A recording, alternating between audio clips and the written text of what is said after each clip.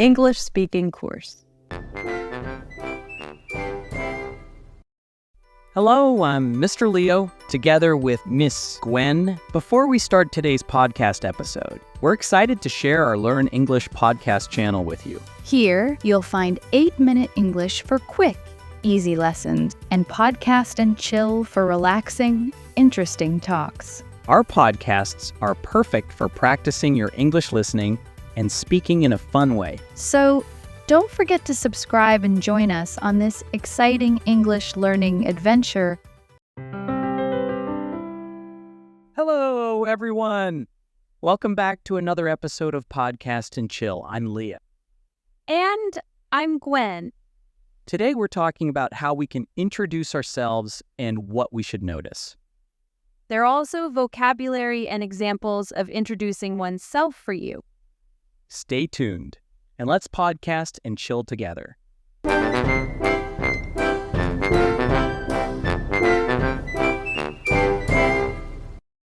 So, Gwen, where and when should a person introduce themselves? Well, Leo, it's important in new places like at school, at work, or in a meeting. Right, like when I say, "Hi, I'm Leo, the funniest guy you'll ever meet." That's very Leo. But it's also good to introduce yourselves when meeting someone new. Exactly. It breaks the ice and starts a conversation. Yes, but remember to keep it suitable for the situation. Like not making a joke at a serious business meeting? Precisely. You should write that down, Leo. Well, yeah, maybe I should. Now let's see how a person can introduce themselves. So, Gwen, what should we say first when introducing ourselves? The first thing should always be your name, Leo. That's quite obvious, isn't it?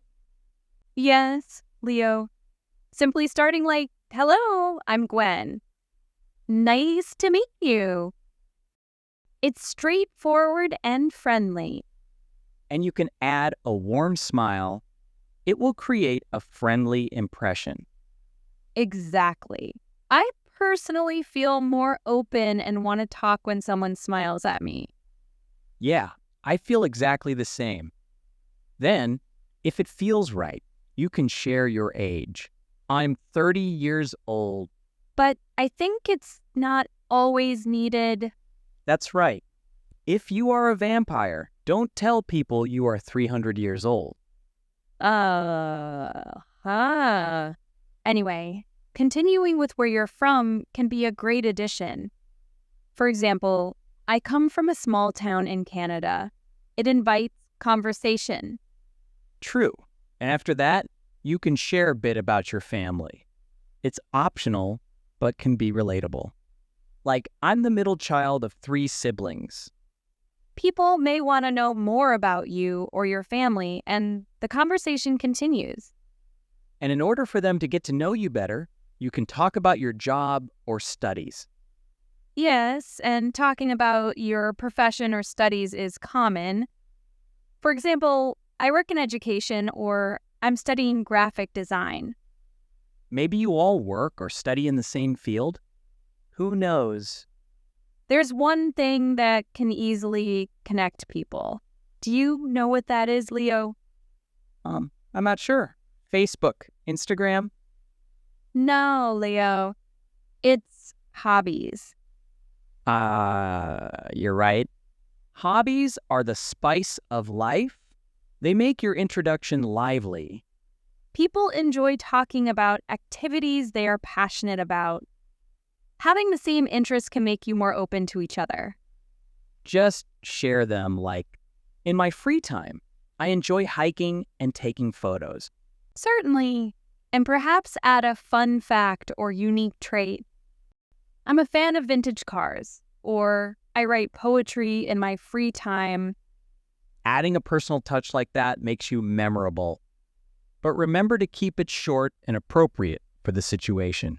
Exactly, Leo. It's like seasoning a dish, just about enough, not too much. And always be ready to listen too. An introduction is the start of a two-way conversation after all. So that's what we should say. Gwen, what should we avoid when introducing ourselves? First, be aware of your tone and volume. Don't be too loud or too soft. It's about being clear and audible. Yeah, if you're too loud, it might seem aggressive. Too soft and you're hard to hear. Also, avoid giving too much personal information. It can make people uncomfortable. True. Talking about your ex on a first meet? A big no-no. Right, and you should listen as well. Let the other person speak too. If you talk too much about yourselves, it might seem like you're not interested in others. Exactly. And body language is important too. Make eye contact. But don't stare. Eye contact shows you're confident and engaged, but staring can be uncomfortable. Smiling is key too. It makes you approachable and friendly. Yeah, a smile can break the ice and make people feel at ease. In summary, be clear, be mindful of your and their space, and be engaging. It sets the tone for a good conversation.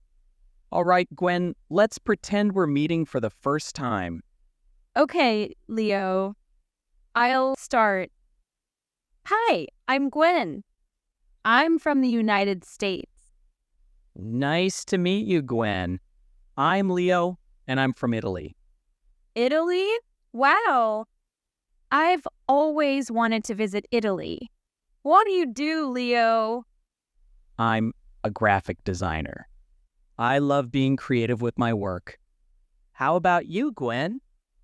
I'm a teacher. I teach English at a high school. It's quite fulfilling. That sounds great. In my free time, I enjoy hiking and photography. Being outdoors is just amazing. I totally agree. I'm really into cooking and experimenting with different cuisines. It's kind of my way to travel without moving. That's wonderful.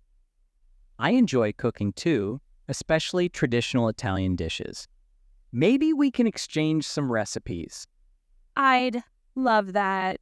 It was great meeting you, Leo. Me too, Gwen.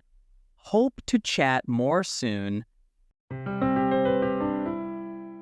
So that's how you do it. Simple, polite, and a bit of personal touch. And now we'll show you some vocabulary. Impression noun, meaning an idea, feeling, or opinion about something or someone. Example, and you can add a warm smile. It will create a friendly impression. Engaging adjective, meaning charming and attractive. Example, in summary, be clear, be mindful of your and their space, and be engaging. Body language noun, meaning the way of using gestures and movements to send messages without talking, either on purpose or without realizing it. Example, exactly. And body language is important too. Make eye contact. Eye contact noun. Meaning the act of looking directly into one another's eyes. Eye contact is a form of nonverbal communication. Example, eye contact shows you're confident and engaged. Audible adjective, meaning able to be heard.